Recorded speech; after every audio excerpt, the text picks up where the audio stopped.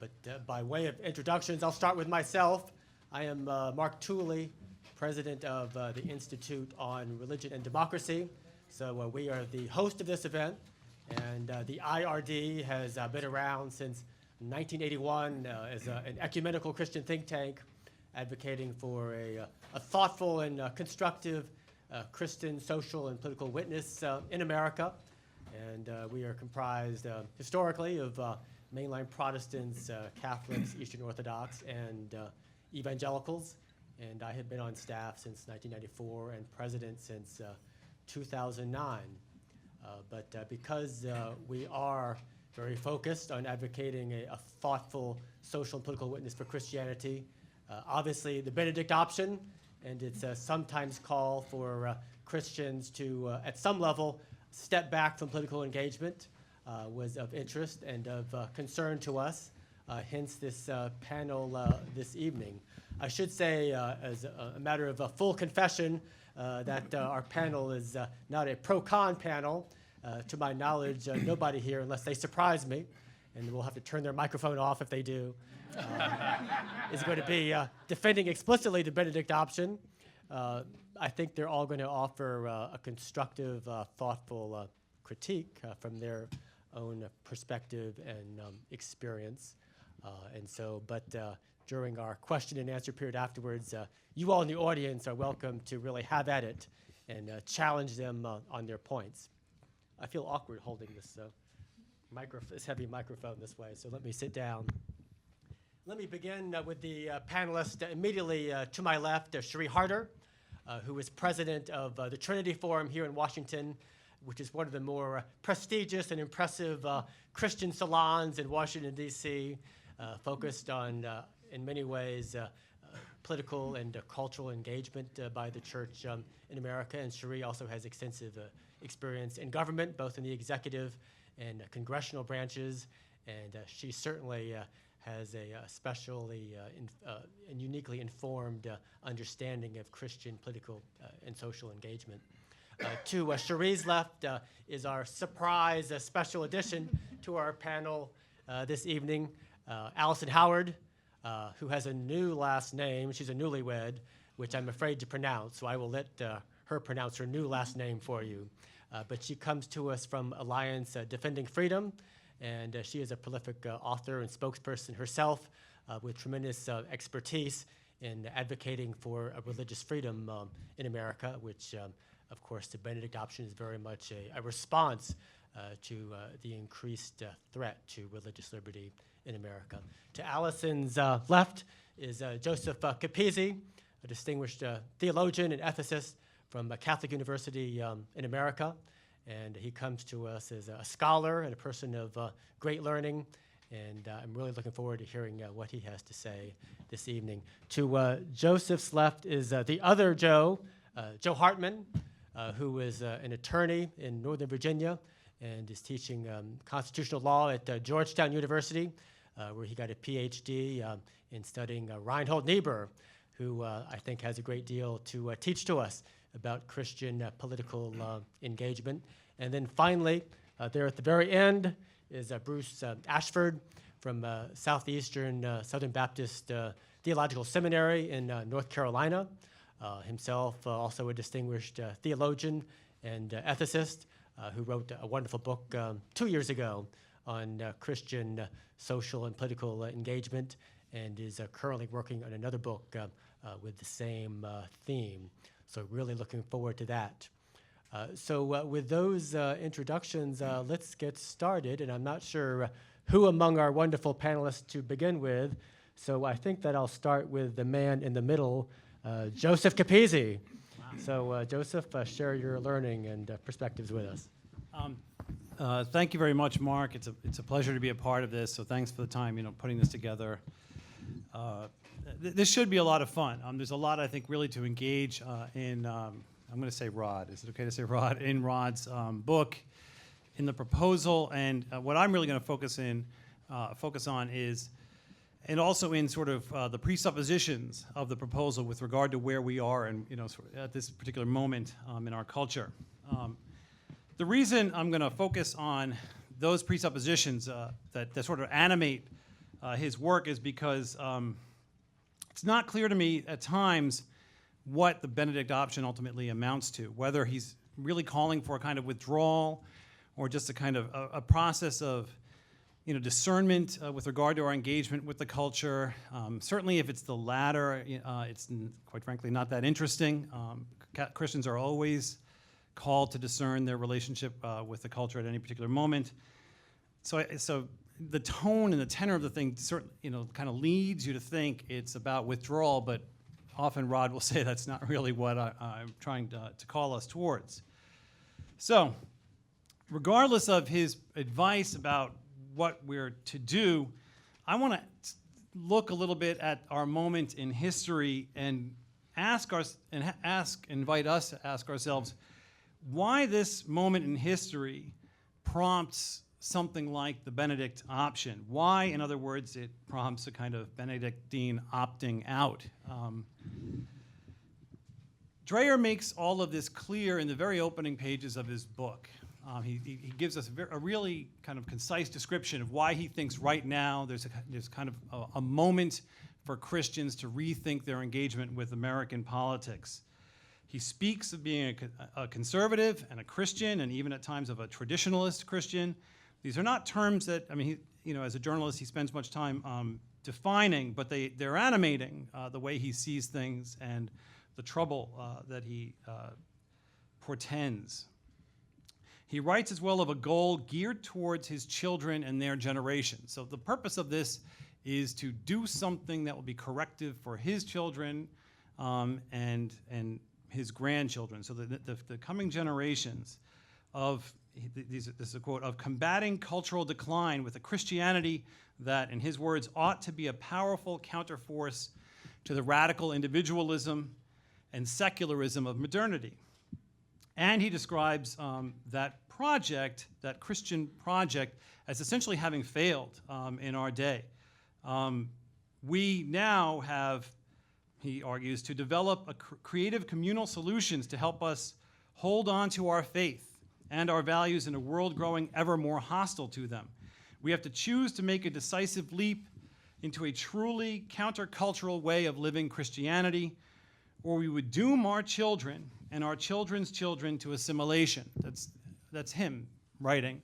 Obviously, it's pretty dark stuff. The language of doom, the language of consigning future generations to, again, an assimilation that he really doesn't quite define, but to assimilation is clearly not something that's desirable. This is what's animating him. This is why he feels now's the moment. And then he declares the purpose of the book. It is to wake up the church and to encourage it to strengthen itself while there is still time. He writes, if we want to survive, we have to return to the roots of our faith, both in thought and practice. So I guess I represent the Catholic tradition, or at least one version of the Catholic tradition tonight. And my response will be somewhat of a Catholic, inflected response to this. So what is it that brings about this concern, that we're dooming our children and their children's generations to assimilation and possibly even, he says, right, if we want to survive, the end of the church? He identifies, again, helpfully, two moments, right, in particular, that he signals are really the signs of doom. First, or really second, is the Obergefell decision that declares a constitutional right to same-sex marriage. That's one of these moments. The second is the capitulation of conservative politicians, largely Republican conservative politicians, under corporate pressure in not backing the Religious Freedom Restoration Act. These are, of course, significant moments, right? There are significant losses for, Christian perspective on these kinds of issues. But to be honest, to me, they seem somewhat provincial as inflection points animating this kind of conclusion, his conclusion, again, in his words, that conservative Christians have been routed. We are now living in a new country. I'm not dismissing the significance of those moments, but I think if we just work backwards, right, we've experienced moments like this in the past, and maybe in some cases moments that are worse, right? One can think, of course, in 1973 of the Supreme Court's decision to legalize abortion, right, to recognize the right of a woman to terminate a pregnancy more or less at her will. Again, moving backwards, in 1970, then Governor Ronald Reagan signs in California, signs the no-fault divorce legislation, which of course, eventually, over time, sweeps the United States. So now we live in, and for some time we have lived in a society that allows people to walk away from their public commitments of permanency to each other through difficult times.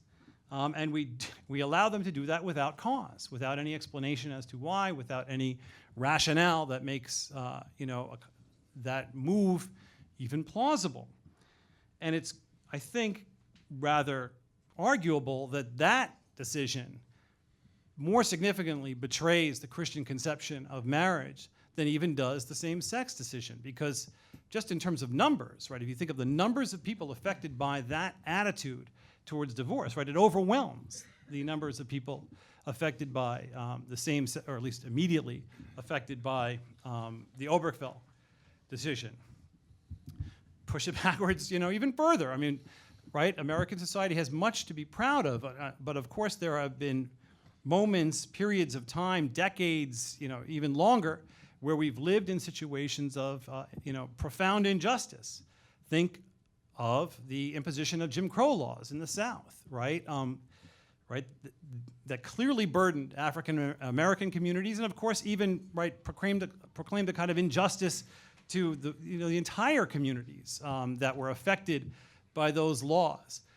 Why wouldn't those themselves be also inflection points, right? Points at which Christians, were they so inclined to say, wait a minute, this is not a Christian society, right? Or this society does not embrace values that we find to be of our faith, and therefore we have to rethink our relationship to us. In other words, the notion that we're at that the country is new, subsequent to Obergefell and the capitulation of politicians. Capitulation of politicians, I mean, that's a chronic thing, right? I mean, that happened. I mean, that's, right, that's, one could ask why, and he could say, look, yeah, we should have been doing this a long time ago, and that might be, a ground for him and the rest of us to think about, our relationship with it over time. In addition to sort of moving chronologically through things, another way of looking at what I think is a kind of provincialism, or kind of fascination with the way things are new, and the way they're sort of special because we're living through them. In Rod's book is also that he doesn't look spatially, he doesn't look geographically. So I think it's actually important to maybe think about another time and another place where Christians faced something similar. And I want to talk about, very briefly, Konrad Adenauer and in Germany after the Second World War. And I do this in part because he was Catholic, right? And it's important to speak about Catholic things. Adenauer was a devout Catholic. He was mayor of Cologne in Germany for a long time, from I think it was about 1917 to 1933, when he was ousted by the Nazis for refusing to fly the swastika from City Hall as Hitler paraded through Cologne. Right, so this is a man who, already was devoted to, committed to political engagement, right? Thought of it as consistent with his Catholic faith. Thought also there are lines that have to be drawn, right? As a person of principle, there are certain ways that we can engage, and on the other hand, sometimes you have to draw lines. I cannot fly that flag for that man at this time, right? So he lived it. From 1933 until the end of the war, of course, he's not in political power, right? He's been removed from political power by the Nazi Party. But as we all know, at the end of the war, at the conclusion of the war, when Germany is devastated by, of course, its defeat, by the sort of comprehensive nature of the defeat itself, both in terms of, its humiliation, its the cities being, in some cases, more or less completely razed. He steps forward to serve as the first chancellor of this rebuilding nation, of what we called for a long time West Germany, and he is the architect, or is one of the principal architects of its staggering recovery over that period of time, right? From 46 until 63, he serves in this role as an older man. And if ever there was a time to quit politics, right, and to disengage, to say that the Christian thing had ended, and ended poorly, to be pessimistic about the possibilities of creating decent, civil, political communities, one could make the claim pretty easily that Adenauer faced it at the end of the Second World War, having lived through himself 2 world wars, right? The war to end all wars, and then the war that, kind of came after the war to end all wars, right? Yeah, kind of. And the sheer pagan insanity and brutality of Nazism, right? He lives through all of this and could have quit the game, said, we Christians can't do anything, right? But he didn't, right? He didn't.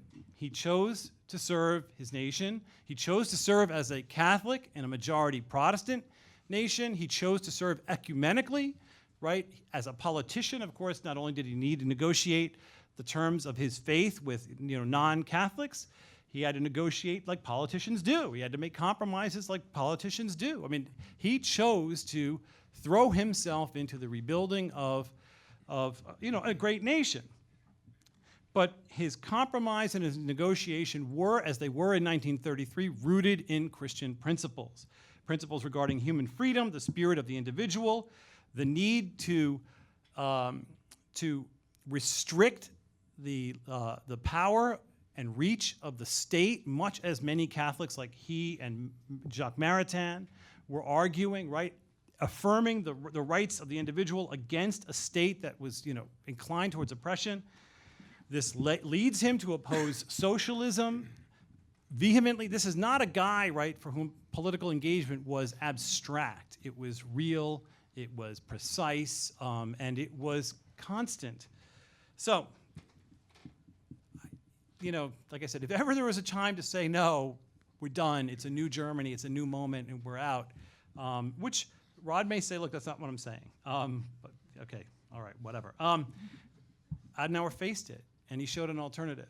And the alternative, I think, is that of the way of seeing the world that is probably going to be sympathetic with a lot of people, what my other colleagues up here are going to say, as mission territory for Christians.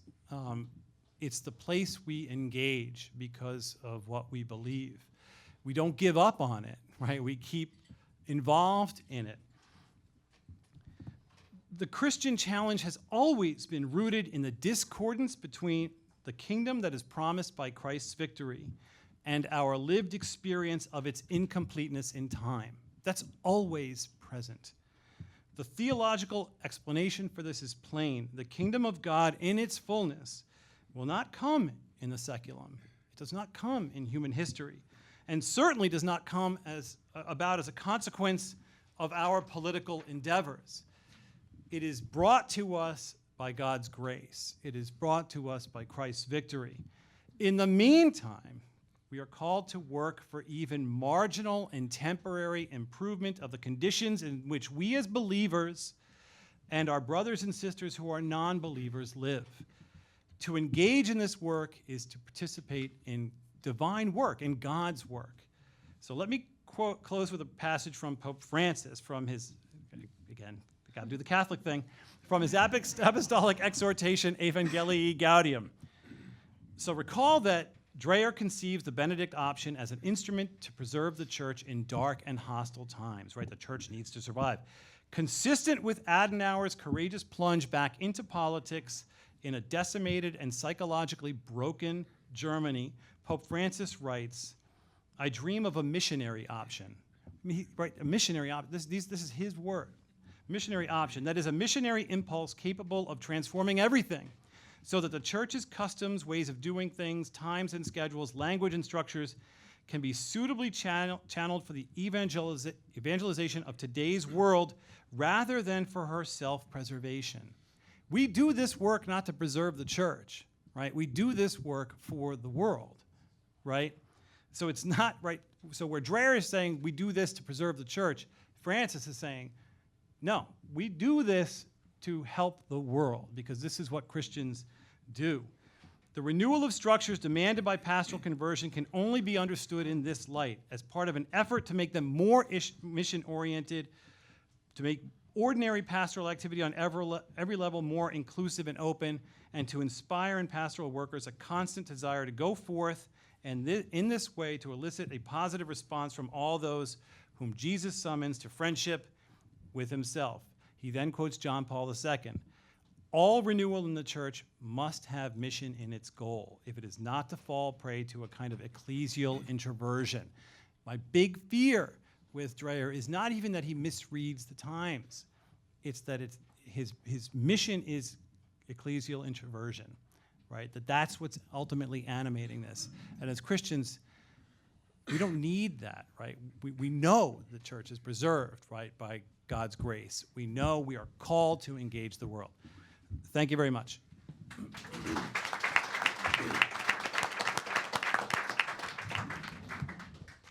Thank you, Joe. You do the Catholic thing very, very well. So you did I've not. been doing it a long time. Ecclesial introversion. I don't think many Protestants would use that term, so that's helpful to the conversation.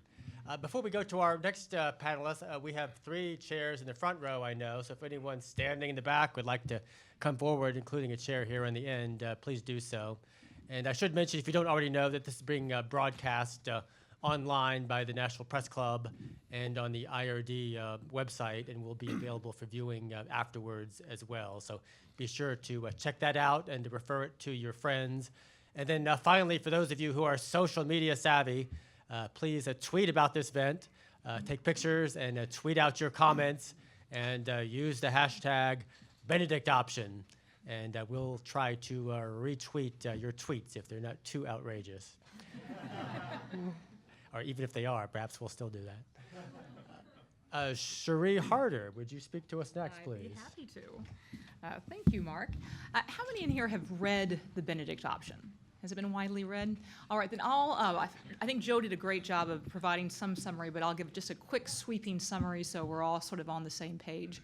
Rod sort of starts out the book by claiming that American Christianity is in rapid decline and in fact is on the verge of sputtering out. He makes the claim at one point that there are those alive today who may see the end of Christianity as we know it, and that what threatens us is what he calls a new barbarism. Brought on by increasing secularization, a lack of orthodoxy, particularly among the young, what he calls an insipid religion, characterized more by Christian Smith's formulation of a moralistic therapeutic deism than anything that actually resembles Christianity. And to try to find a way to push back against this, we should look to the 6th century monk St. Benedict of Nursia, and I might be mispronouncing that, who founded orders that basically encouraged the cultivation of hospitality, of community, of the spiritual disciplines to keep the faith alive in those communities and eventually spread across the continent and elsewhere. And he concludes in his book with a prescription that we need to embrace what he calls a limited withdrawal from the world so that we can more effectively show the love of God into it. Though that withdrawal will be characterized by communities similar to what St. Benedict founded, small, semi-withdrawn communities of Christians who live together, worship together, work together, and show hospitality to each other. So there's a lot here to think through. I think Joe did an amazing job. I want to offer just a few quick thoughts, not as a Catholic, actually as a recovering policy wonk and current nonprofit leader. Both some elements of praise for Rod in his book, a few things that struck me as perplexities to ponder, and then a few things that struck me as somewhat problematic. One area where I think we can certainly praise Rod is he has done an amazing job of raising a question in a way that is compelling, such that we are all here to discuss it. That's no small achievement, and I think credit where credit is due. He's done that in a way that has propelled this book to the top of the, or near the top of the New York Times bestseller list, and has actually prompted New Yorker profiles about it and the like. So he has penetrated the public conversation, and I think that's something important. He has talked a lot about the importance of community, and that's certainly nothing new, but has done it in fresh ways and in ways that has inspired, I think, both new thinking and community itself around the discussion. He has done a very good job, I think, of pointing out what the limits of politics are. Now, I think he perhaps overshoots the mark, and I'll go back to that in a little bit. But one of the things that he pinpoints and does so well is there are two problems with misweighting what politics is, either putting way too much hope in it, freighting it with hopes that properly belong only to our faith, or, on the other hand, withdrawing completely. Because the political is one way that we seek justice and show love for our neighbor. It is profoundly important what kind of polis we live in, whether the civil authorities are just, whether the ambulance shows up when it is called, when police officers are just and law-abiding and show mercy and restraint when appropriate. All these are not things that we can or should ever consider a withdrawal from. I know it has become fashionable in some circles for Christians to talk about how much Christians have messed up their politics. There's been calls recently for a limited withdrawal altogether, to just think about how we could do it better. And certainly Christians have messed up their politics. But you also think, compared to whom? Californians? Certainly California has really messed up their politics. I don't see anyone saying, you all should really step back from this for about 2 years, get schooled by North Dakota, and then we can talk. Because it's one of those things where there are ongoing constraints, duties, and obligations to our fellow citizens that prevent the responsible from withdrawing. He also raises, and I think in many ways provocatively and generatively, questions about how to be creative, loving, and generative ourselves in terms of our engagement and our hospitality. Clearly, there is more to Christian public engagement than Christian political engagement, and Rod does a creative job of pointing that out. A few perplexities I'll simply mention. One of the things that Rod will do from time to time is make what seems, at least to this reader, fairly sweeping historical statements or assumptions that are at best debatable. One example of that, early in the book, Rod mentions 5 different historical moments that he says that, undermined the historic Christian faith and rocked Western civilization and stripped it of its historical ancestral faith. One of those, he mentioned, was the collapse of religious unity and religious authority in the Protestant Reformation. Now, certainly even on this panel, we could debate whether the Protestant Reformation stripped Western civ of the Christian faith, but I don't think we can assume it. And so there's a few statements like that that are made in a sweep of enthusiasm that seem appropriate for the enthusiast, but perhaps not the analyst. There are also some recommendations made, and again, these aren't necessarily central to his argument, that are, shall we say, idiosyncratic. For example, one of the things he advocates are parents pulling their kids out of the public schools altogether and either going to a classical Christian school or homeschooling. And one of the additional things he encourages on top of that is what he calls embracing the trades. And he lauds a particular educator in Elk County, Pennsylvania, who has announced that he is building, quote, a classical academy that builds die setters. And this educator says, if you go back 50 years, the Catholic kids around here were all taught by nuns. They were all die setters who learned Latin and who could do trigonometry like nobody's business. So if you have a strong work ethic and can pass a drug test and can be trusted to show up on time, Elk County has a job for you. Its local manufacturers know that within 10 years, they'll need 10,000 workers to replace the skilled laborers who are retiring. And he then continued and said, the challenge for some Benedict Option Christians will be to find and relocate to the Elk counties all over America, faraway places on the margins of empire. Better to be a plumber with a clean conscience than a corporate lawyer with a compromised one. Fittingly, his next suggestion is to, quote, prepare to be poorer and more marginalized. Those two, I think, are linked on purpose, and perhaps not say purpose. They struck me as being on purpose. It may not be so in Rod's mind. To say that for one's vision of the good to be a Latin-speaking die setter in Elk County, Pennsylvania, may not be everyone's called vocation. In addition, to assume that there's going to be tens of thousands of die-setting jobs available in 15 or 20 years fundamentally misreads our times, and that many of those manufacturing jobs are going away. If you are setting your hopes on having a clean conscience by being a Latin-speaking, trig-doing die setter in Elk County, you should probably prepare to be poorer and more marginalized. And part of, I think, the job of being a wise Christian is reading the times as well as reading the great book. A third thing that struck me as somewhat idiosyncratic is there is not only a proper emphasis on the corroding factor of sexual sin, but perhaps an overemphasis on it. Several times Rod talks about Christian teaching on sexuality as being the linchpin of Christianity. At one point he says these prohibitions may be a more important form of obedience than any other. That, I think, is a fairly idiosyncratic reading. And I think it also plays into what is at times a strange emphasis on the part, perhaps particularly among conservative Christians, to overemphasize sins of license and underemphasize sins of oppression. And it is that kind of off-kilter emphasis that enables some conservatives to talk about ages of slavery and segregation as being a time when Christian principles still governed, but a time of more sexual licentiousness to be somehow outside that pale. That's something that I think is a matter of debate and certainly not a matter of assumption, or shouldn't be a matter of assumption.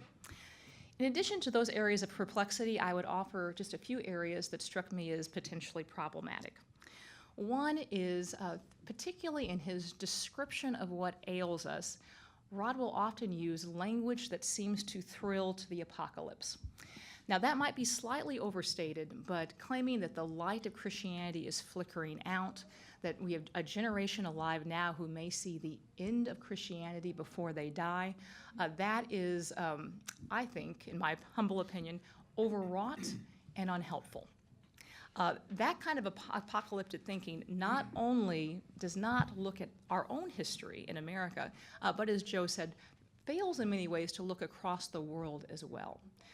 There is much that we should criticize and we should be deeply concerned about in our culture. Is it fair to say that we have it now worse than at any other time? I'm not sure that that's true.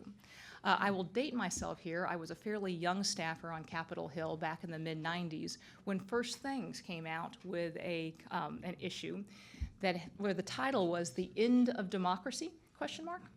and asked the question about whether judicial usurpation had become so great in America that conscientious citizens could no longer abide by the laws of the regime, which was a term they used. Now, in the mid-90s, in some ways, this conclusion was a little bit more understandable. At the time, I'd been working for Bill Bennett. He had just come out with the very, I think, elegant Index of Leading Cultural Indicators, which was a way of taking a quantitative snapshot of what was happening across the country and really providing numbers to account for what seemed like a sense of malaise. And when you looked at those trends, what you found was very deeply disturbing. In a course of only 30 years or so, crime rates had Well, murder rates had doubled, aggravated assault rates had quadrupled, violent crime overall had more than doubled, teen pregnancy had gone way up, teen suicide had tripled, the amount of TV watching time through the roof, divorces had more than doubled, unwed pregnancies were up, marriage rates were down. By almost any measure, America was doing worse off in terms of its cultural practices. But flash forward to where we are now, and in many ways, while we are certainly not awash in truth, beauty, and goodness, by some of those indicators, there have been improvements made. Divorce rates have leveled off. Abortion rates are actually down to almost 1973 levels, which is really an extraordinary achievement, although there's still a long way to go. And abortion rates are going down even as teen pregnancy rates drop. So there have violent crime rates have gone way down. It's been really a huge triumph, largely of public policy. One more way that we care for our neighbor. However, while those things have changed in many ways for the better, we've also changed culturally in different and somewhat disturbing ways. We may be less violent. We are also more distracted, depressed, indebted, medicated, obese, porn-addled, divided, polarized, isolated, and lonely. All of those developments have profound implications. And one of the things they call for is outreach on the part of the church and of Christians. And I'll get to that just a little bit more in a second. But a second thing that I thought was somewhat problematic, and in meeting Rod and talking with Rod is actually a very open person. I think at times he's more polemical in print than in person. But at times there was what struck me as language that was overwrought to the point of encouraging further divisiveness. For example, one of the things that he asserted after claiming that we live in an age of new barbarism, the breadth and width of which, he says, is evidenced in part by our lack of recognition of it. And he said that barbarians are governed only by their will to power and neither know nor care a thing about what they are annihilating. Now, to understate, it is more difficult to love your neighbor wisely and well if you are convinced they are a barbarian who annihilates all that is good without knowing or caring. And I don't know that encouraging a stance of thinking about our neighbors that way actually aids us in creatingly and lovingly showing the love of Christ into the world. And so the final and related aspect that struck me as somewhat problematic is at the very time when loneliness and alienation and division and polarization are really at not unprecedented but pretty close levels. Really it hasn't been, by some of these measures, since the Civil War. And there are perhaps better reasons to be deeply divided at that time than there are our own. At a time when we as Christians have such a unique opportunity to show the love of Christ to our lost neighbors, to show his healing power, to pray for them, to invite them into our home, to get to know them, and to model that kind of care and concern, withdrawing from them, heading for the hills, whether metaphorically or literally, considering them barbarians, and trying to keep ourselves clean from their contaminating power may not be the best way to either love God, pursue our own vocations, or show his love to our neighbor. Thanks, Mark.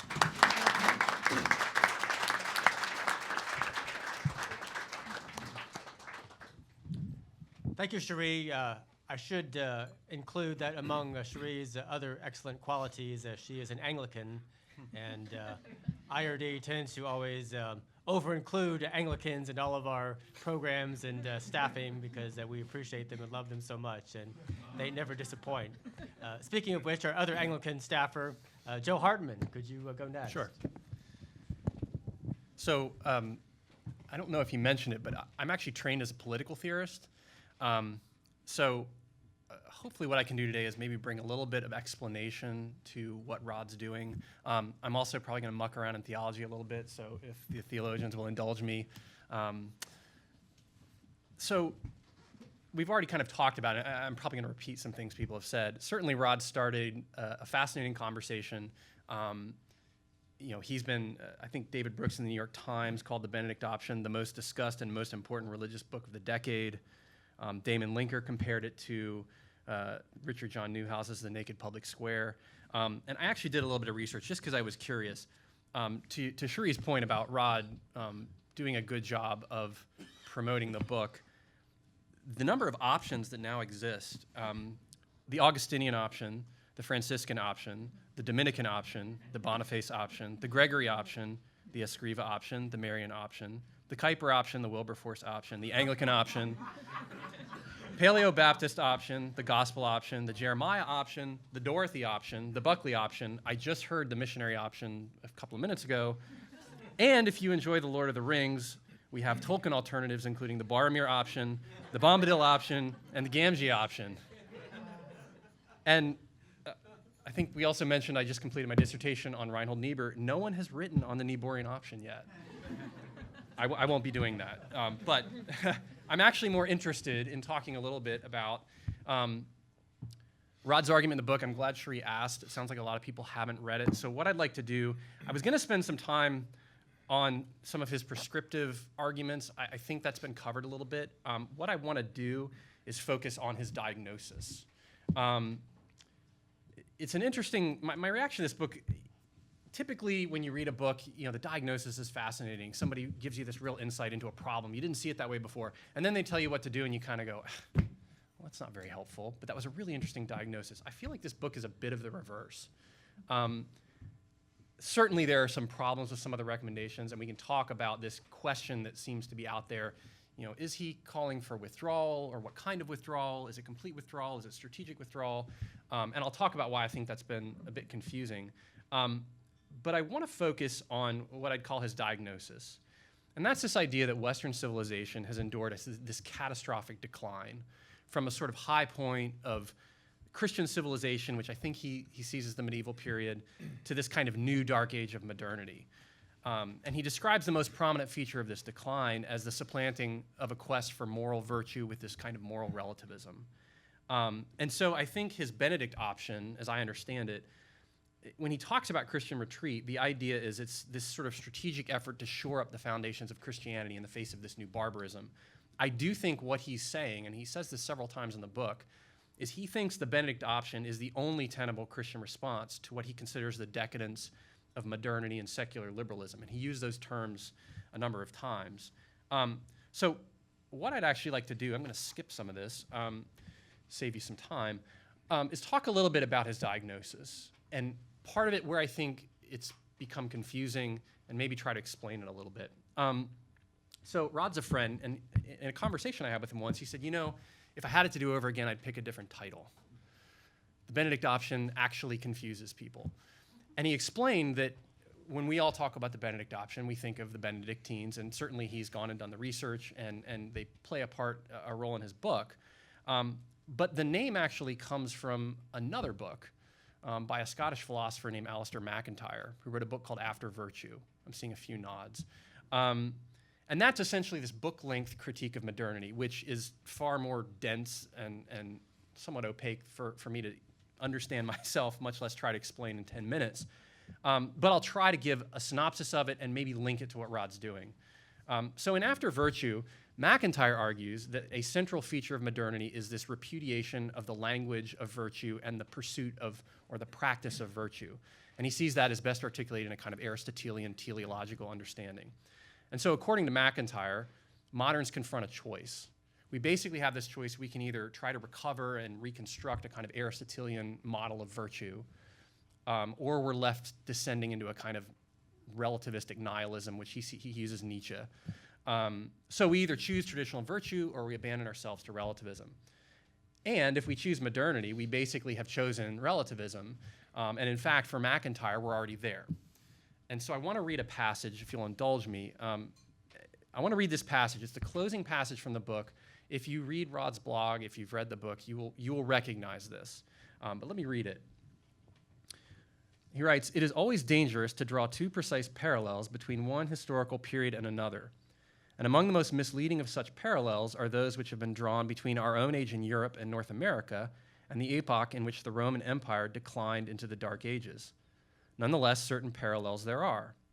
A crucial turning point in that earlier history occurred when men and women of goodwill turned aside from the task of shoring up the Roman Imperium and ceased to identify the continuation of civility and moral community with the maintenance of that imperium. What they set themselves to achieve instead, often not recognizing fully what they were doing, was the construction of new forms of community within which the moral life could be sustained, so that both morality and civility might survive the coming ages of barbarism and darkness. If my account of our moral condition is correct, we ought to conclude that for some time now we too have reached that turning point. I hope you're hearing echoes of the Benedict Option. What matters at this stage is the construction of local forms of community within which civility and the intellectual and moral life can be sustained through the new dark ages which are already upon us. And if the tradition of the virtues was able to survive the horrors of the last dark ages, we are not entirely without grounds for hope. This time, however, the barbarians are not waiting beyond the frontiers. They have already been governing us for quite some time. And it is our lack of consciousness of this that constitutes part of our predicament. We are waiting not for a Godot, but for another, and doubtless very different, St. Benedict. I think this actually gives you the central thesis of the Benedict Option. Now, I'm going to now kind of try to criticize this a little bit, and I want to talk about three kind of perspectives. I want to talk about history and the idea of this decline narrative. I want to talk about ethics and virtue, and then touch briefly on politics. So first, this account of history as a narrative of decline, which is clearly a feature of MacIntyre's work. There's this high point, we've gone downhill, we now have this choice. And I think Cherie mentioned this already, both MacIntyre and Rod very clearly identify a break, a point at which there's this kind of pivot.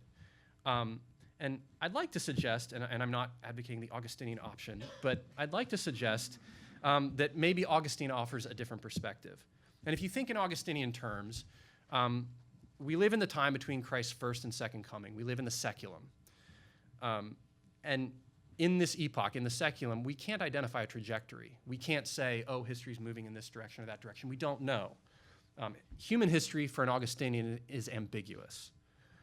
And I'm now the third here to level this criticism of the account of history, and that is, I think everyone here said it, why in 2015 with the Obergefell decision, why is that the point?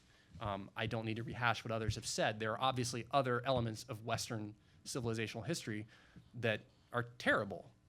The treatment of non-white peoples, the subjugation of non-white peoples in this country, treatment of women, status as property for years, the treatment of the Jewish people in World War II. I mean, we have ample examples where, from a moral perspective, one might say, well, why not then? So it's just hard to necessarily be persuaded that, notwithstanding that there are significant evolutions in sexual norms, we now are at the nadir of Western civilization. Again, that's not to say we don't have problems with decadence, spend 5 minutes on the internet, or try to find something on TV, or don't try to find something on TV. So we were actually looking through the guide the other day, and we don't watch the show, but apparently they're on season 19 of Big Brother. Really? So anyway, yeah, I know. So in any event, yeah, you shouldn't know. I've just gone down. But in any event, the idea of history is things are better and things are worse. History is sort of impenetrable, at least on the Augustinian view. We're never at home on earth anyway.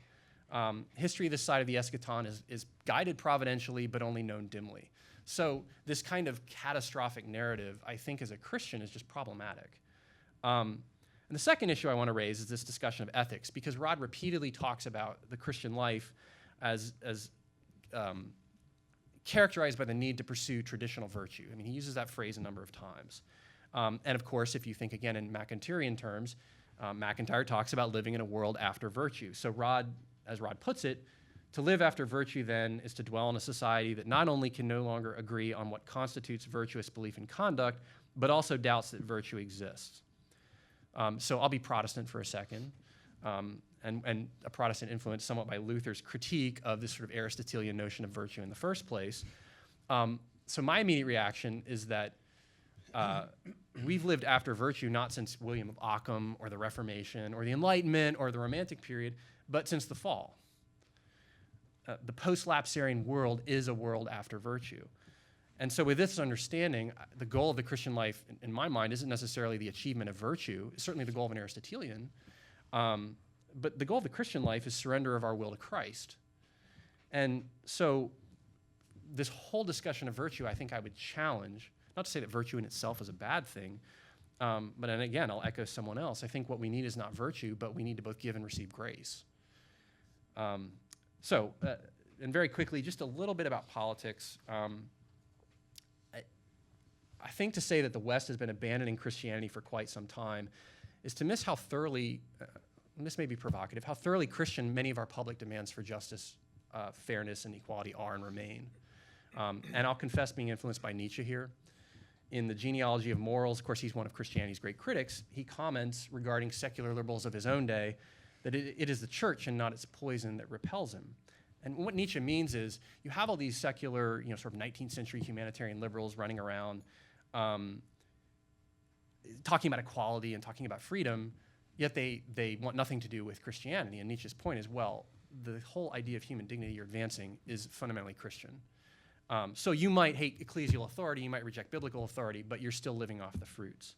And again, I think we can probably safely say that the kind of traditional Christian sexual ethic that Rod identifies is in the process of being jettisoned, if not having been jettisoned. And I think Professor Capizzi gave a number of waypoints much earlier in time where that was happening.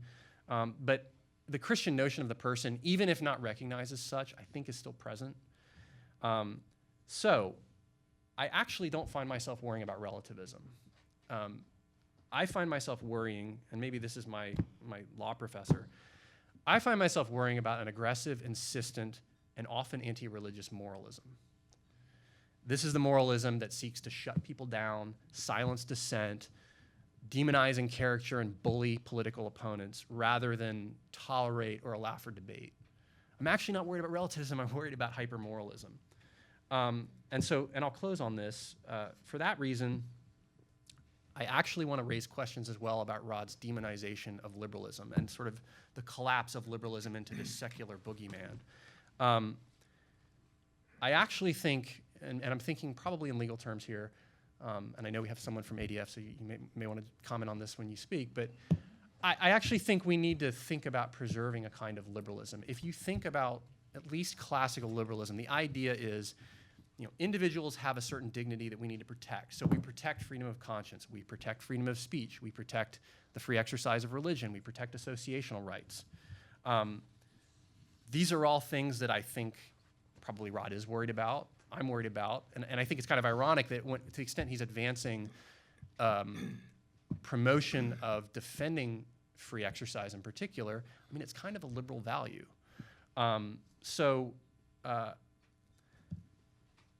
I think that perhaps some kind of qualified and maybe more classical liberal conception is worth defending.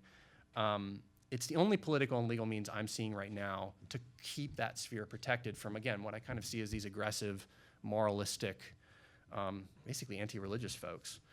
In addition, I mean, our world's getting more pluralistic. We see this every day.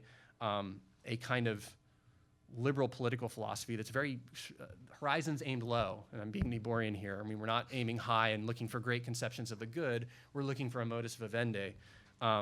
It strikes me that something like that is going to be necessary, and that the kind of just outright demonization of liberalism just clears the deck for progressives. So that's my sort of gentle protest against this criticism of, liberalism. I fear that we may be cutting our feet out from under ourselves in doing that. And I'm going to stop there because I know we're probably short on time, but I look forward to further discussion. So thank you.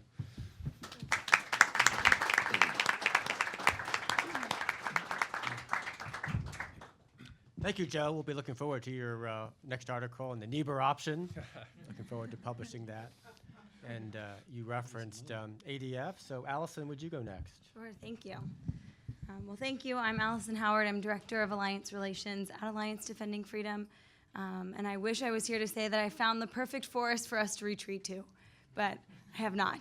And that's what leads us here today. Alliance Defending Freedom, for those who don't know, is a nonprofit legal organization. Yes, you can be a nonprofit with lawyers in it. These are amazing Christian lawyers that have decided to give their time, their talent to pro bono work on behalf of believers.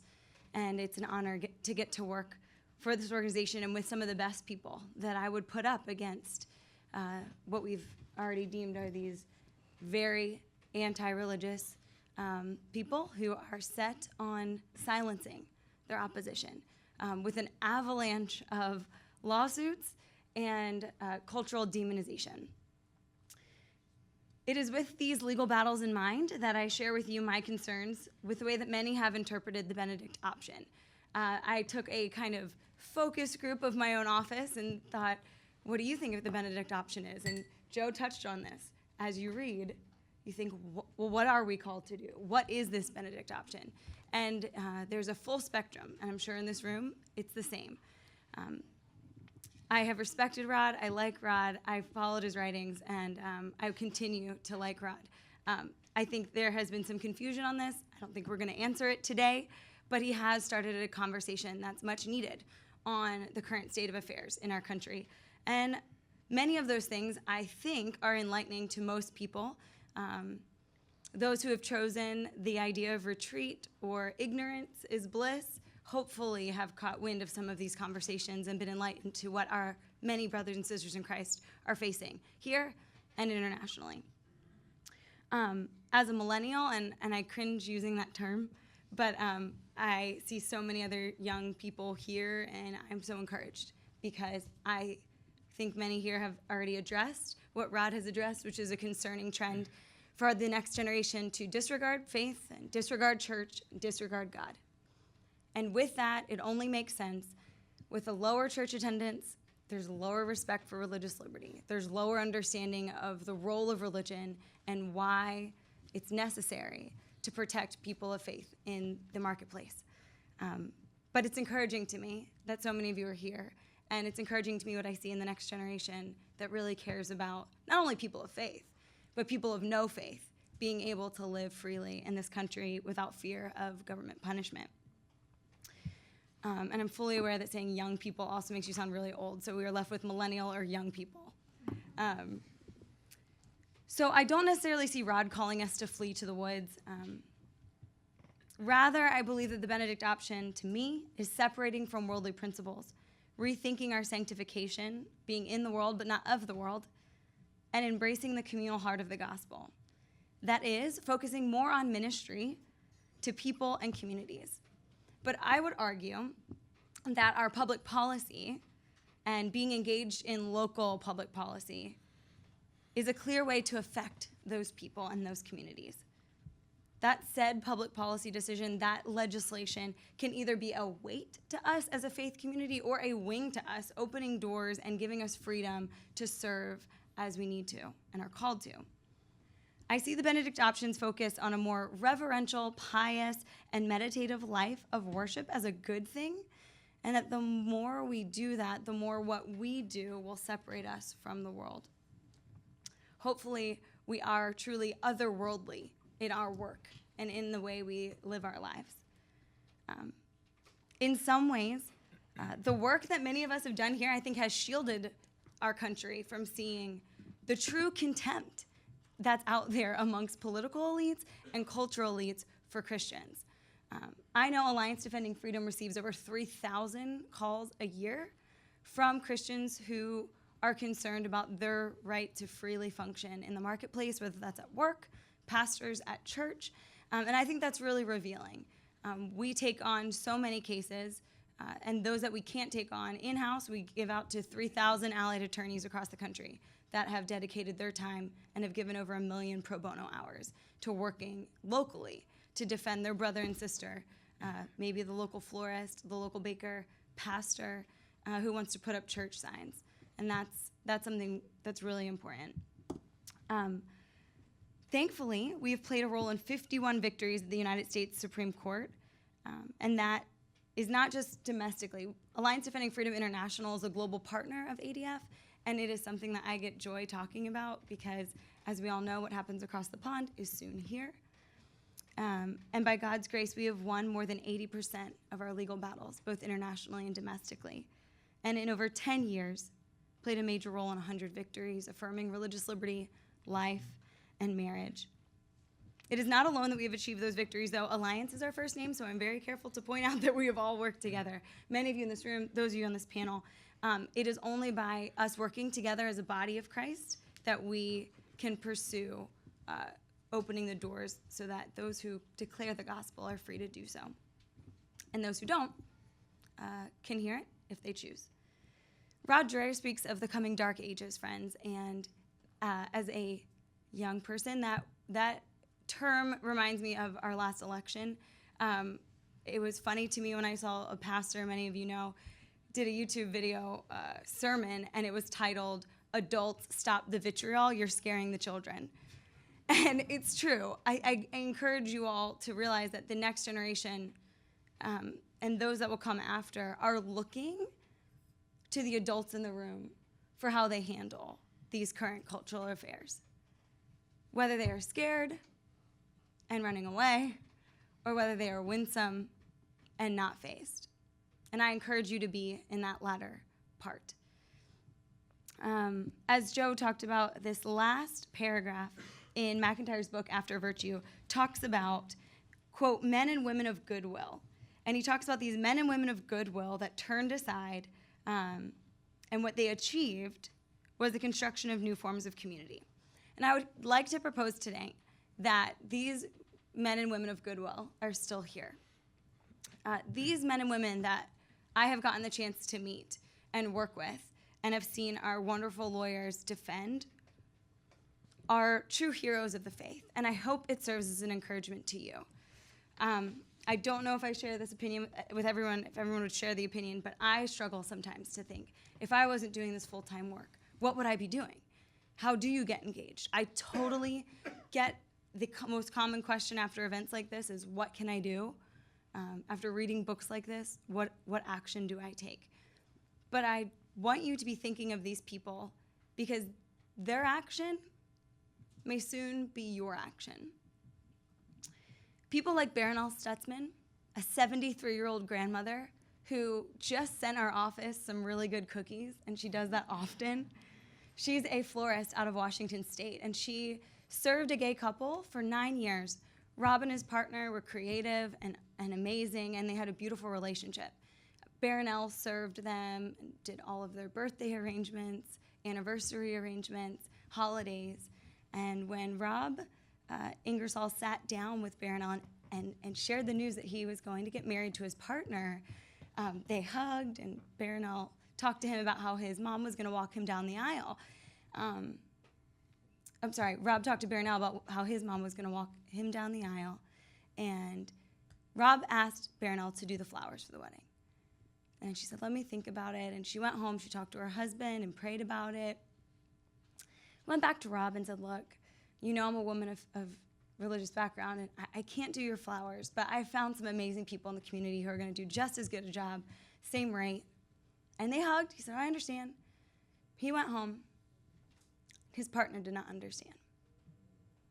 His partner posted on Facebook a Facebook post that went viral and got up to the Attorney General of Washington, who decided to take matters into his own hands. He sued Baronelle, and the ACLU soon followed. Not just in her professional capacity, friends, as a florist, but in her personal capacity. She could lose everything she owns, and because Washington State is a joint asset state, so could her husband. I mean, down to the car, the dog, the house. The state of Washington just ruled against Baronelle and said that she has to do that. She has to deny her deeply held convictions and participate in same-sex ceremonies. Elaine Huguenin and her husband are photographers. I'm just gonna ask, how many people in here know people that have taken up photography as a side business for weddings, for fun, right? This is what she and her husband did. They declined to use their artistic expression in New Mexico, simply declining to do a same-sex wedding. The New Mexico Supreme Court said that it was, quote, the price of citizenship, and that she would have to take pictures and celebrate these ceremonies, and she's chosen to shut down her business. We are seeing college campus administrators failing to allow a marketplace of ideas to flourish. You've all seen the YouTube videos of people like Ben Shapiro being locked out of auditoriums because they're sharing a message that just goes against what some on campus think. We're seeing Catholic charities, as Joe talked about. My father was raised by Catholic charities, Catholic Brothers in Philadelphia. He was orphaned as a kid, and I am so grateful for that ministry. I have a brother, Bill. He's like the closest I have to a grandpa. But they have had to close their doors because of their adoption policies.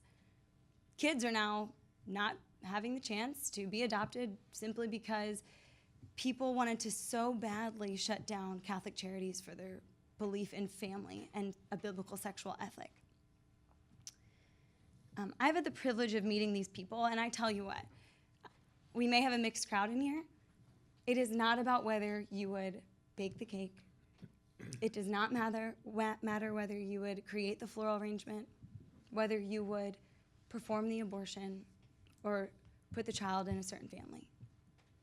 What matters is whether you think the government has the right to tell people to deny their convictions. It is not about whether you would do it. It's about whether the government can tell someone they have to.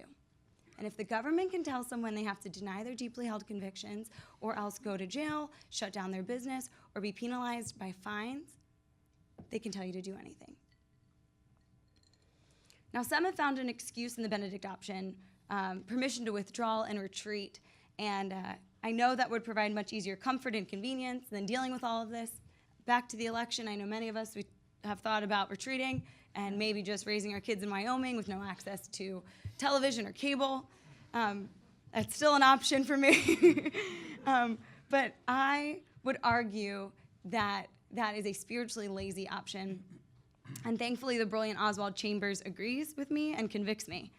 He says, quote, "The true test of spirituality occurs when we come up against injustice, degradation, ingratitude, and turmoil, all of which have the tendency to make us spiritually lazy.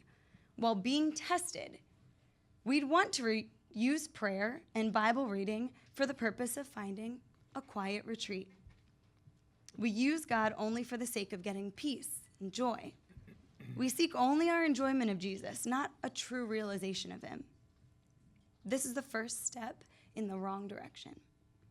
All these things we are seeking are simply effects, and yet we try to make them the causes.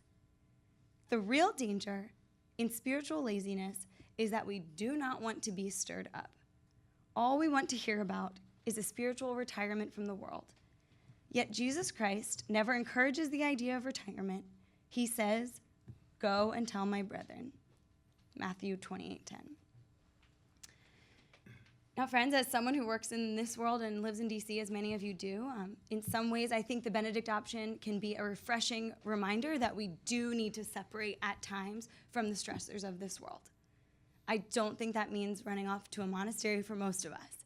I think for most of us that means putting our phone down, taking a moment with the Lord, and being more reverent of the fact that we get another life, another chance at life today, and what that means for us.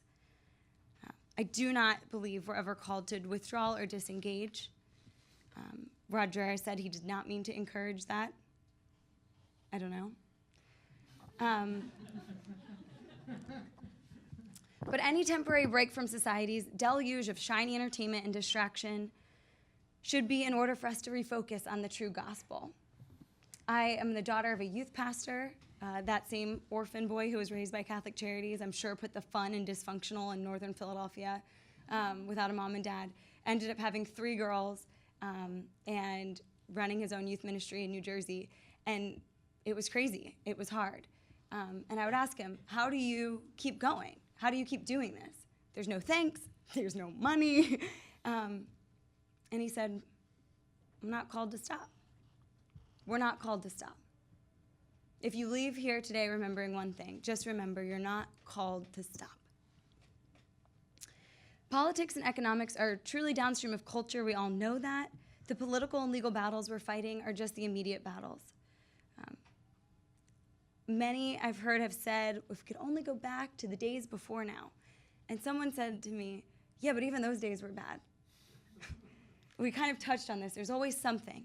And so we're not to be fearful of our current situation.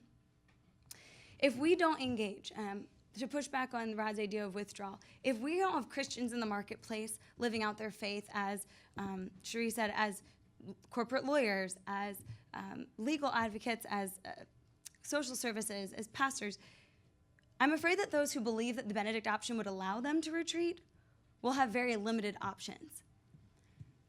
My biggest, I think, contempt with the Benedict Option, as many think, is that they could in any way just become a homogenous community and separate ourselves and not and be left alone. It has been made very clear we will not be left alone. We were told to live and let live, were we not? We were told that no one would be trying to make you do anything that you don't want to do. Just let us do what we need to do. Unfortunately, for people like Baronell and Elaine, that has not been the reality. That was not the game. And if any of you have read a book called After the Ball, it's all right there about what the plan was for us. Right after Obergefell, which I was there, and I have to say, love you guys, but there was 10 of us there. There was 3,000 LGBTQ advocates, and there were 10 conservatives at the court that day. I get it. It's hard. Trust me. I know. I'm 28. I'm a unicorn for talking like this. But I will say, right after that, HRC came out with a document called Beyond Marriage. It wasn't just about that. If we don't engage and help keep freedoms open, those who want to retreat will not have that option. Homeschooling will not be an option.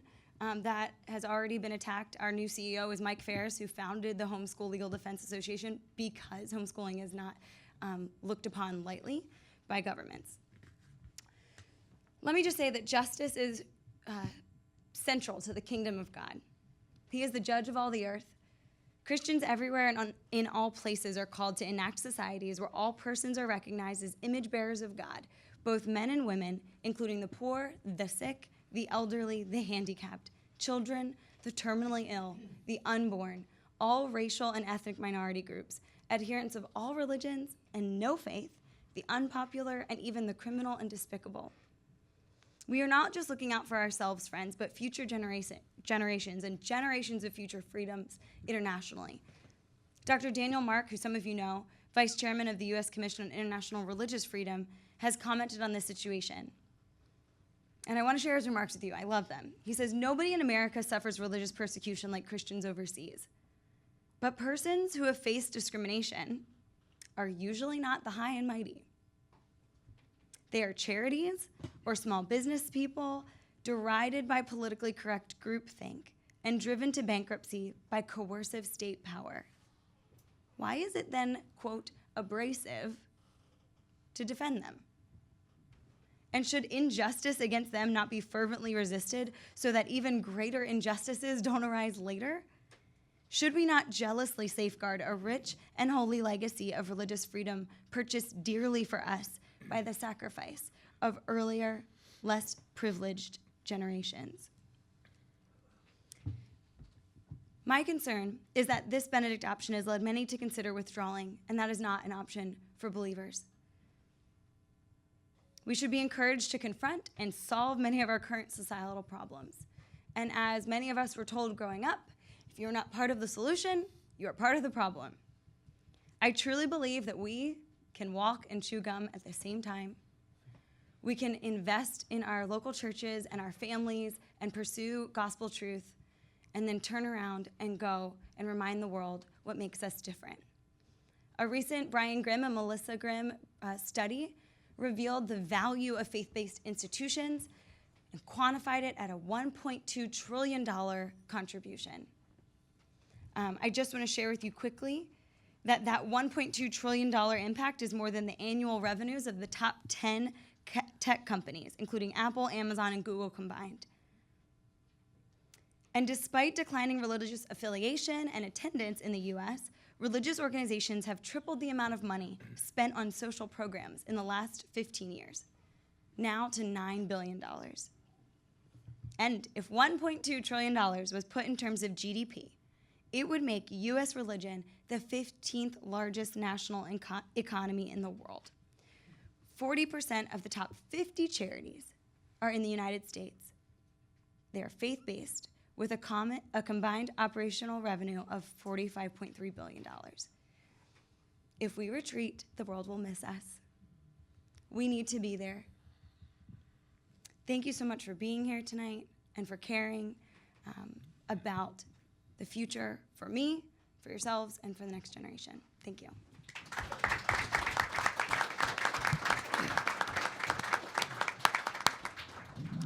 Thank you, Allison. And you never told us the pronunciation of your new last name, which is? It is Centofonte or Centofonte if you're Italian, and I joke that it means my husband is a better cook than me. Oh, okay. Sounds very positive. Our final panelist now will be our distinguished Southern Baptist. So, Bruce? Yeah. So thank you to Mark and the IRD and to Southeastern Baptist Theological Seminary for letting me be here, and to you folks for being willing to sit through the bloviations of 5 panelists this evening. So I'm going to try to make this quick and punchy and as painless as possible. In 2006, the great sociologist Philip Rieff published a monograph entitled My Life Among the Death Works, which turned out to be the first volume of a trilogy entitled The Sacred Order, Social Order Trilogy. And he argues that the West in general, and the United States in particular, is in the midst of an unprecedented attempt to desacralize the public square. Historically, he argued, civilizations understood that sacred order shapes social order and does so by means of cultural institutions. So sacred order provides a world of meaning and a code of permissions and prohibitions, moral framework. And this world of meaning and morality vitalizes and shapes cultural institutions and cultural products, which then in turn shape the thought patterns, instinctual desires, and imaginations of successive generations of society. But as Rieff argued, and as Dreyer argues in his own way, many people with cultural power in the West, in the United States, and Rieff calls them the officer class, have determined that they want to get rid of sacred order. And this has been going on for decades and even more than a century, he argues. And so sort of they're trying to rip sacred order out from underneath social order to leave social order to float on its own. And when that happens, Rieff argues, cultural institutions and cultural products become what he calls death works. And he said what you've had is a proliferation of death works in the past decades, and he calls this proliferation the final assault on sacred order. So it's this sort of situation, I think, that Rod responds to. Now, he doesn't draw primarily upon Rieff, he draws upon McIntyre and Rieff and Taylor. This is sort of the situation he's responding to. And we've had some good summaries, so I'll make mine a 30-second summary, if I can, for a minute. I think the heart of what he's saying here is he's saying, listen, you have thrown yourself into political activism for the past 30 years, and it has failed you. You have lost, and it is over. Don't just redouble on the political activism. Take most of those energies, not all of them, don't withdraw entirely, but take most of those energies and put them towards strengthening local churches, local associations, families. So less federal and state and more local, less political activism and more church. And then he gives some habits and values we ought to cultivate. He addresses 7 different dimensions of culture, including politics. But we're narrowing in on politics tonight. And chapter 4 is entitled A New Kind of Politics. He calls it an anti-political politics. He sort of lifts that from Václav Havel, gives credit, but he sort of takes it from Havel. And let me just give you a summary in his own words. Page 98, he says this: here's how to get started with the anti-political politics of the Benedict Option. Secede culturally from the mainstream, turn off the television, put the smartphones away, read books, play games, make music, feast with your neighbors, start a church, open a classical Christian school, plant a garden, participate in a farmer's market, teach kids how to play music, start a band, join the volunteer fire department. And so, again, this just sort of illustrates what he's saying. Take most of your political activism energies and put them into small, localized efforts. The church, smaller associations, neighborhoods, and so forth. And then he concludes the chapter by saying we need to thank God that we've been marginalized. This is really a gift from God, because maybe we'll stop viewing ourselves as the Lord of the empire and begin to serve our nation and serve the kingdom. So to respond quickly, some positive things about the book.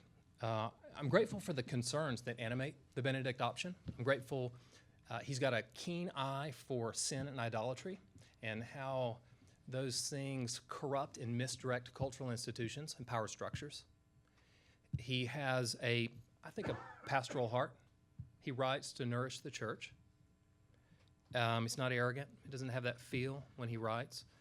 He wants to strengthen the church. He wants to fight for religious liberty, strengthen families, and maybe best of all, he says, do this with a posture of joyful confidence, not slouching into a sort of angry or bitter sort of resentment. However, I don't think his prescription is quite right. While I do think that we ought to put a lot of our energy into building what I would call a strong and resilient ecclesial counterculture, I do not think that it follows that we ought to reduce our political activism.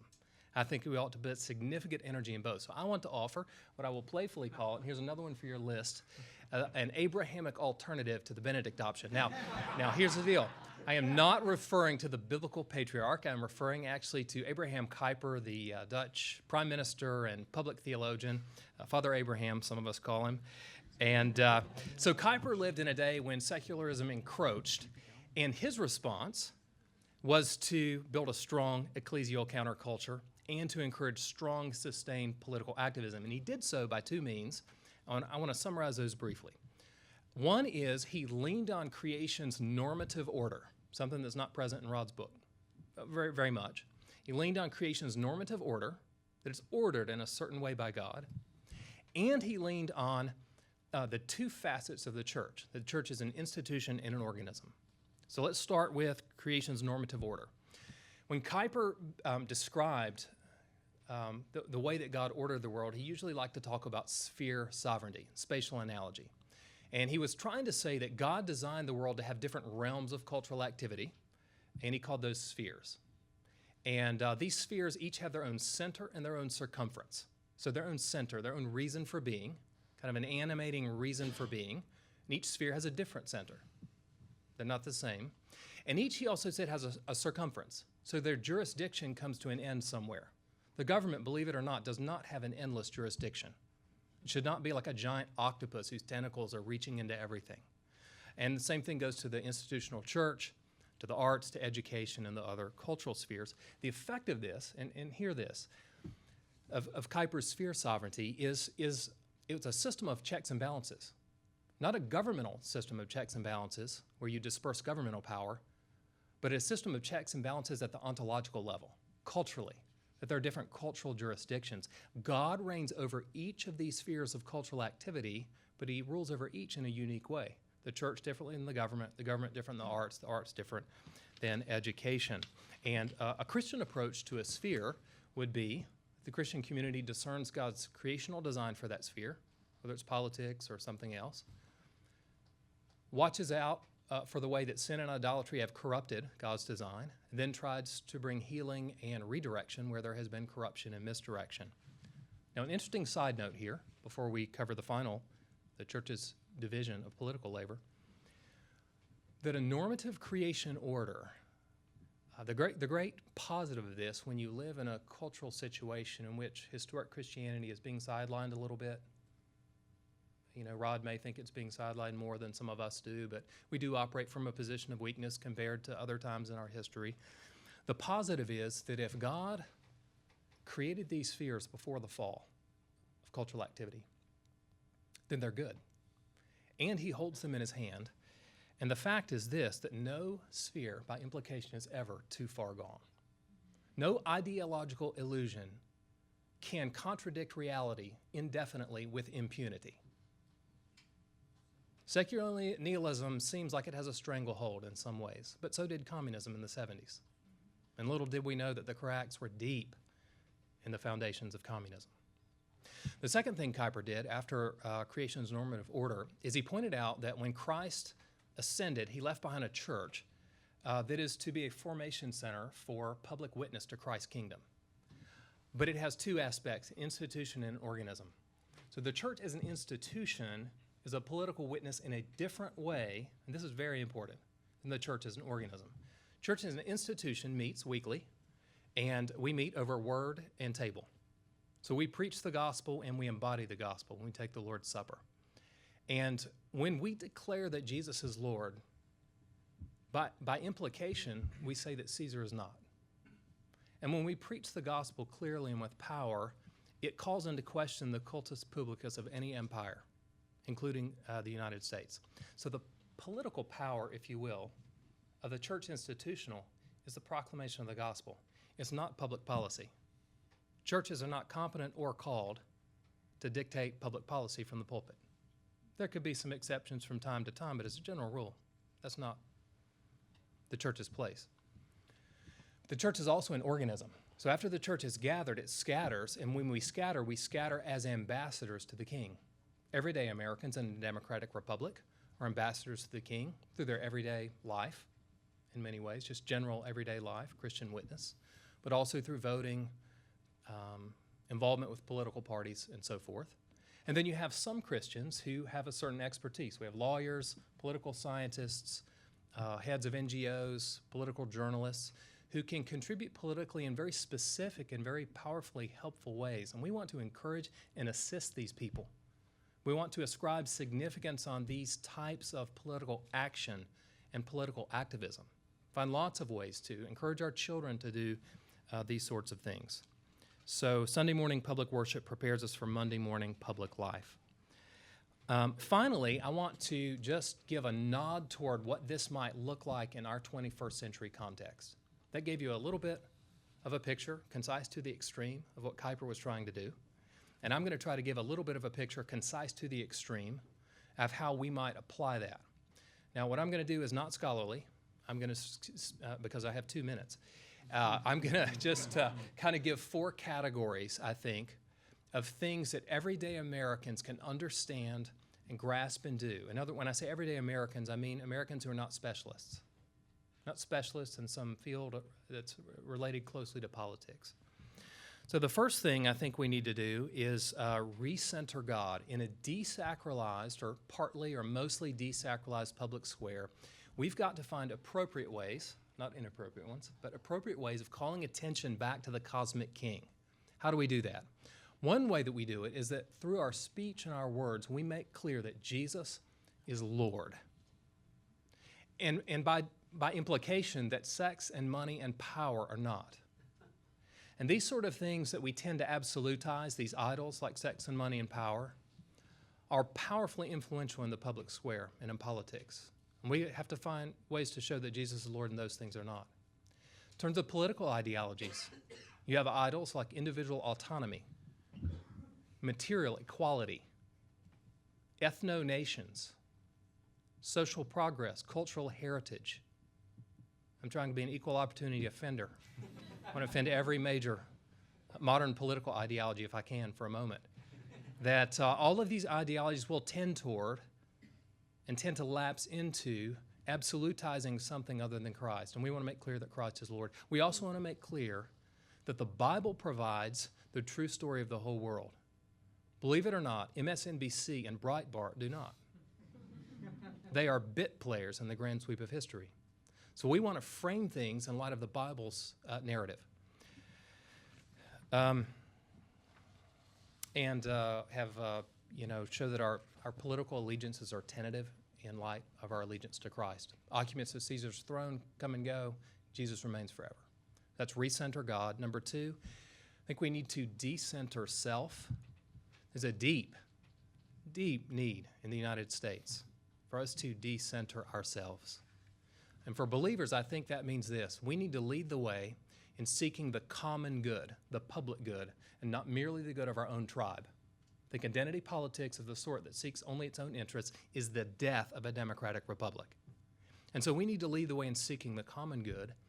I think also, we need to lead the way in seeking the common good, and not merely the good of our own tribe. I think identity politics of the sort that seeks only its own interests is the death of a democratic republic. And so we need to lead the way in seeking the common good, and not merely the good of our own tribe. And so we need to lead the way in seeking the common good, We decenter ourselves when in the midst of an exchange on Facebook or in a coffee shop or in a public exchange, when we refuse to demean and degrade the people on the other side of the aisle, even if they are at that very moment doing that to us. When we refuse, as a conservative, to view Barack Obama as a thoroughly morally reprehensible person in whom nothing good can be found, or vice versa with our current president. We have to refuse to do that and show a better way. It's not easy to do, is it, when you're in the middle of, in the heat of the moment? Third thing is reframing issues. If it is true that Jesus is Lord, and if his lordship shapes us in the depths of our being, then there will be times and ways when our way of viewing issues is very different from the GOP or the Democratic Party. I'm a registered Republican, and I'm a conservative, so that's where my commitments are. But there are times when my Christianity helps me to reframe an issue in a way that makes it interesting and to the public, and is helpful to the public, and this is important, I think, in a way that breaks American society's ability to classify us, stereotype us, and therefore dismiss us as a special interest arm of any given political party. And so we reframe issues. And then finally, we need to revitalize culture. Cultural institutions are powerful agents of change. They shape desires and thought patterns. So we need to play the long game and take the broad view. And then I'm going to land the plane. We need to play the long game, and that means we need to, as Rod says, not put all of our eggs in the basket of short-term activism. Unlike Rod, I want to put a lot more eggs in that basket than he does. But we don't put all of our eggs in the basket of short-term activism, because if we do that, believe it or not, we'll often sacrifice our witness on the altar of a short-term political gain. You might imagine such a scenario over the past 20 or 30 years. And then we need to, I think, take the broad view, and that is to really ascribe significance to the arts, to education, to the church, to all of these other spheres of culture. And so, and finally, I really do think we should thank Rod for challenging us and to be faithful in an American context. Richard John Newhouse, who always put things better than everyone else, said, when I meet the Lord, this won't be an exact quote, but it's close. When I meet the Lord victorious one day, I will meet him as an American. That is not the most important aspect of who I am, but it is an inescapable and significant one, and one for which I will, be held accountable. And so I think we owe it to God and to our neighbors to strengthen our ecclesial counterculture and to engage in serious political activism, even and especially when we have to do so from a position of weakness.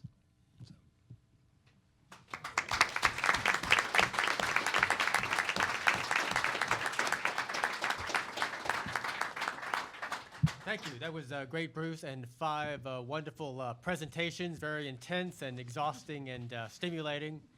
So I can tell all of you are just overwhelmed and full of questions and comments. But I made a solemn promise we would be out of here before 9 o'clock. So we're going to set aside 15 minutes for questions, and your questions must be very short and succinct and punchy, and must entertain us in some way. Otherwise, they will be rejected. And I see that the food table has been replenished, so as soon as we finish with the questions, that'll be reopened, of course. Brandon. And please use the microphone and give us your name. Okay. Am I on? Yes. Brandon Showalter, Christian Post. I will do my best to make a succinct question out of this one. Part of the, y'all said many interesting things, and I believe, I forget which one of you said that Rod perhaps sometimes tends to overemphasize sins of license over sins of oppression. Yes. And I know he writes extensively in the Benedict Option about the ferocity of the sexual revolution, and he writes a lot on AmCon about that as well. Just in the last week, as a reporter, I have reported on Teen Vogue marketing sodomy to teenagers, and I saw on YouTube that the number 7 video was adults talking about sex toys with children. There's an increasing ferociousness that I don't blame parents for wanting to try and separate somehow, because they're coming for the kids. And I know that culture is, we need to engage it, but is there, and I'm all for teaching, I'm an Anglican, but I'm all for teaching theology of the body to 3-year-olds. But what can, I mean, so taking a page from Catholics, I like the Catholic thing. Can you speak to, Rod's reasonable concern about this? Because it just seems like with every passing day, it's just a wave of increasing extremism, and how we can engage culture in light of how bad it's getting with every day. Well, I'm happy to take a first shot since I made the license statement.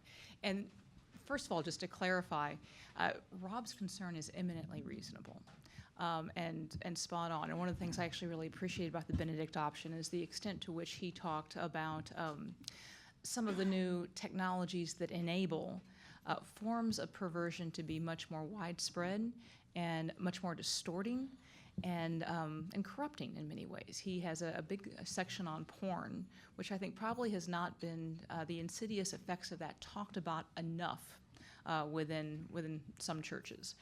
The pervasiveness of it, the ways in which it affects the imagination and the relationships, the way it forms notion of the good in ways that can be permanently distorting and crippling to the ability to have God-honoring, life-giving, long-term relationships. So his concerns are very important. Part of my point was also the importance of balance. There are sins of license that as I said, distort and corrupt. There are also systematic sins of oppression in which there have been entire people groups who have been exploited, dehumanized, and their lives also distorted, corrupted, held under, not through any fault of their own. And so part of, I think, our challenge as Christians is trying to look critically and with humility and trying to discern how God would think about the sins in our own history and in our own lives. And you don't have to emphasize one over the other to acknowledge the potency and the corrupting power of both. Very good. Next question. Yes, ma'am. Dr. Diaz with the Diaz Consulting Services. Oh, please give us your name, please. Dr. Minerva Diaz with Diaz Consulting Society. I have an observation, and at the same time, I want to turn it into a question. And it's the Isaiah option. And Isaiah was a prophet, and in the Old Testament, when all the governing authorities fled because they didn't want to deal with the mess, it was no longer pretty to be a king or a prophet or an administrator. Isaiah assumed the role of all those functions in one way or another. In other words, he did not run away from the disaster. He remained in it, engaged, ugly as it was. And so my observation is, for religious liberty, and of which I am also part of that thinking and that activism. If we create a void, if we all leave and engage in all the things that we should be doing as a church, mind you, we should be doing those things as a church, some people, like myself, are called into politics. So my role as clergy is not necessarily in the church, but outside of the church in public square. So here is the question. Have we thought enough through that if we all disappear, go away, and mind our own business, we create a vacuum? Who and what ideology is going to occupy that vacuum? That's my question to all. Any panelists in particular? Whoever wants to answer. Joe Capizzi, why don't you answer? Bad people.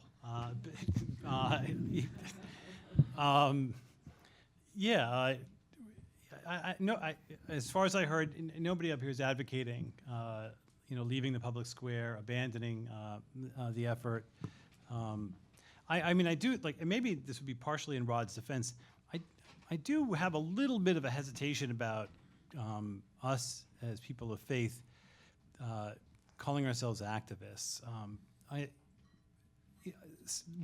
There's a way in which, and maybe Rod would be sympathetic to this, or maybe I'm even getting it from Rod. There's a way in which, if we identify in that way, we're almost just going to get lost in a kind of cacophony of activists, playing politics.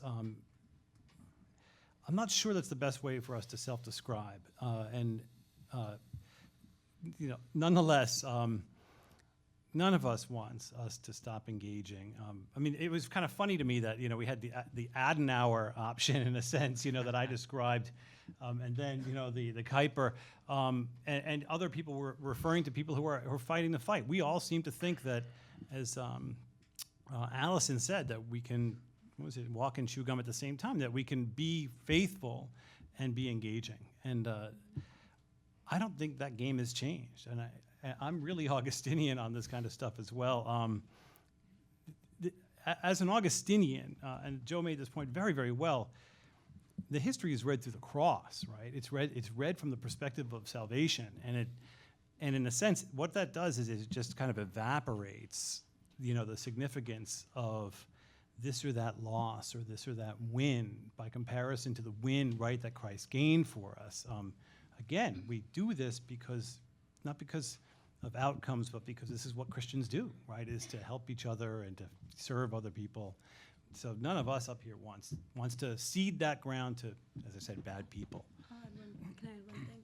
I really like your point on activism, and that's a great question. And I will put it this way. I think we should all be wary of whacktivism.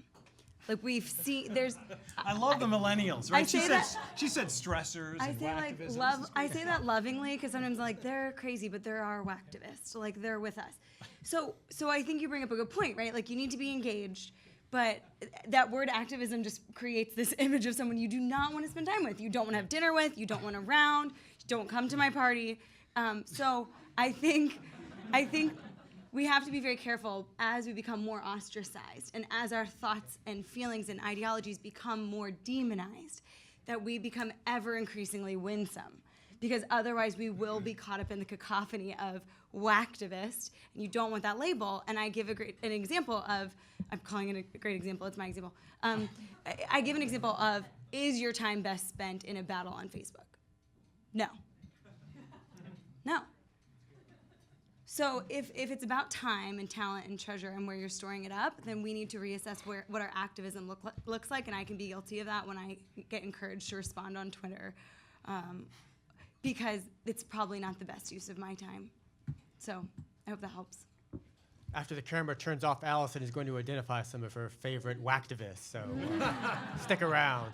We have time for 2 or 3 more questions if they're quick, so please don't make any statements. Just shoot out a question. Yes, Tyler. Tyler O'Neill with PJ Media. My question is mostly for Joe Hartman. Focusing on, you mentioned Nietzsche and him, Rod Dreher drawing from Alistair McIntyre. Would you say that this decline of values that we're talking about, that almost all the panelists push back against the idea that the West is losing its values, that we've almost capitulated to Nietzsche in a way, that we've accepted the idea that God's been killed, and that as Christians we shouldn't follow that? I'm sorry, I'm not clear. I just missed the question. The question is again? Would you say that we've capitulated to Nietzsche, that we shouldn't give in to this idea of a full decline of the West values? Wow, that's a massive question. I mean, I think the answer is that I wouldn't, quote, capitulate. Again, because I resist the notion of this decline narrative to begin with. And it goes back to my point about this sort of Augustinian perspective. Of course, there are elements of culture that are in radical decline. I mean, I'd be a fool to sit up here and be Pangloss or something. But I think this kind of these decline narratives always identify some pivot point. And I mean, I can do this in Leo Strauss's terms. I can do this in Alistair McIntyre's terms. We can pick some others. It's just not that simple. I don't know if I can say much more than that. I mean, on the Nietzschean point, I think, Nietzsche goes on to basically say, yeah, and what's coming next is a massive conflagration as the West deals with this death of God and the dislocation of essentially really abandoning Christianity. That's still a prophecy. I mean, we're not there, if you know what I'm getting at. I suppose that's possible. But again, you look back even just at the history of the United States. I mean, you look at religiosity. I mean, I don't want to be a social scientist I'm not one, but you know, you look at religiosity between the founding and now, and it kind of does this. You know, it moves around. So, yeah, I'm not convinced of this sort of massive decline. Very good. Okay, 2 more questions. Yes, sir.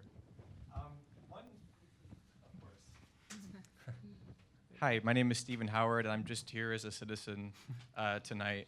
Well, in that No case- agenda. Yeah. I have them, but you know. So you know, one thing that I have not read the book, so you guys can shoot this question down if you don't think it's valid. But a lot of these conversations, and we're all Americans, so like I understand why we're so focused on like Western civilization, but like Christianity as a religion is not like a Western religion. I mean, when you look at like the Brothers Karamazov, which I'm sure a lot of you have read, you saw like really prophetic foresight as to what was going to happen in the Russian Revolution, which in Eastern Europe and this whole Byzantine theology that's a very different understanding of the relationship between church and state. When you look at what's happening in the Middle East today, in Egypt and Syria and Iraq, Christians in those countries have not, gotten involved in the public sphere the way that we do in this country. And so my sort of question is, sometimes when we talk about, the Reformation and the Enlightenment and all this stuff, are we in danger of just like being sort of nostalgic and nationalistic about the West and maybe forgetting about the true essence of our faith and our obligation, to our society? Bruce, can you answer that? Yeah, sure. You make good points.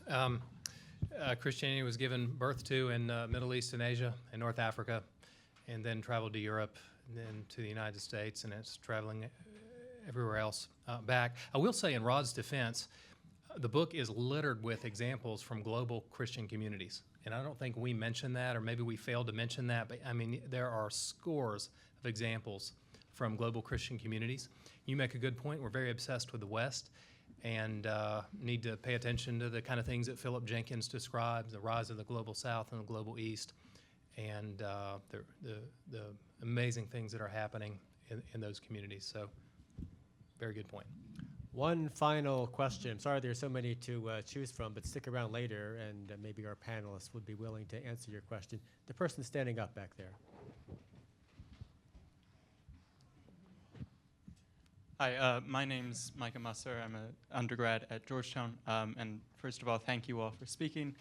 So everyone has talked about the historical narrative, and everyone has pushed back on the idea that things are worse. The world is more antagonistic towards Christianity, but also concepts of truth, justice, etc. now than it has been in the past. But I do worry that those critiques only engage with half of the argument that Mr. Dreher actually makes in the book. Because Mr. Dreher's argument is not so much that the world is more unjust now than it has been in the past, but that the church is also internally weaker than it has been in the past to deal with that. And he relies a lot on the sociology of Christian Smith, and he points out that, he harps a lot on the sexual revolution more than anything else, but he points out that rates of premarital sex are not appreciably different between conservative evangelical communities and the broader American society, with the one exception of Mormons, actually. But going down the line, Christian Smith, his studies have revealed that millennial Christians are overwhelmingly basically illiterate about the fundamental principles of Christianity. I was raised in a strong Anabaptist church. Now I'm going to the largest Catholic university in the nation. And if I were to count on my hands the number of peers I have that see fit to actually spend time delving into either the Bible itself or the history of Christianity or the theological principles, I would run out of names before I ran out of fingers. So my question is, obviously, if this was sort of just a basic, the world is getting worse, withdrawal would make no sense at all. But a large part of Mr. Dreher's argument is that the church itself is getting internally weaker. And from that perspective, some form of withdrawal does seem to make more sense. I'm wondering, do any of you find that sociology convincing? And if you do, does that at all moderate your criticisms of Mr. Dreher to begin with? Thank you. Who will take that very deep question? You want to follow up? I'll take a follow- quick yeah, shot. sure, sure. We might actually be in agreement. I mean, just to answer your questions as punchily as possible and as quickly as possible, I'd say no. I don't find it all that convincing, and no. Therefore, it does not moderate my position. I think again, if you look, as Joe said, with regard to the sort of cycles of religiosity, right, in the United States, even right, there are kind of cycles, and even with regard to religiosity and religious literacy, just within Catholicism, there are also cycles, right? Trent is, in part a response to profound religious illiteracy among the priesthood, right? Even that aspect of it, for sure. Like if you're looking at, again, like some moment in American Christian relationships, and then compare us to that, there are ways in which we are, in obvious decline, right? But does that tell enough of a story about why, as Christians, we should now have a different kind of hope with regard to our relationship to culture and society? I don't think so. Yeah, I don't think I disagree. The only thing I might add, and I cut this out of my talk before, I do think Rod's right to emphasize education and to emphasize catechesis. There's a great book called Grounded in the Gospel by J.I. Packer, and I think it's Mark Parrott, the Anglican tradition, sort of arguing this. So you're certainly not going to get an argument from me that the church needs to do a better job catechizing not just the young, but everyone. I'd have to think more about the other piece of your question, because I was thinking, so full disclosure, Mike is a student of mine. So I was thinking, okay, I was in your position 20 years ago, and I'm not sure it would have been terribly different in my college experience. Now, I was at the University of Virginia, so not a Catholic university, but I have to think about that. It's a good question. I'm not sure, but I think it's probably not terribly different, actually. Just a hunch. But. If I may, I want to just comment on the fact that there's so many people I know as well that have left an evangelical church or something to go towards the Catholic faith. A lot of the pro-life leaders I know have done that, and I think it's really revealing. I'm an evangelical, and I just think it should be convicting to the church at large that we as a community of believers, and especially I think as young people, are ultimately craving what millennia of people have craved: logic, reason, truth. Rome. Not.